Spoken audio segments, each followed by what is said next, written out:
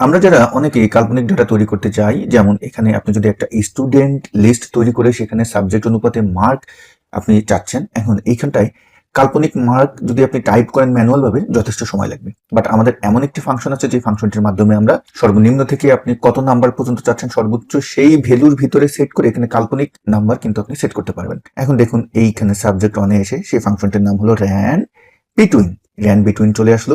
সর্বনিম্ন ভ্যালু কত চাচ্ছেন, মার্কে সর্বনিম্ন কত দিবেন, যেমন আমি দিব 0 এবং কমা দিলাম, এবং সর্বোচ্চ কত দিবেন, যেমন আমি দিব 100।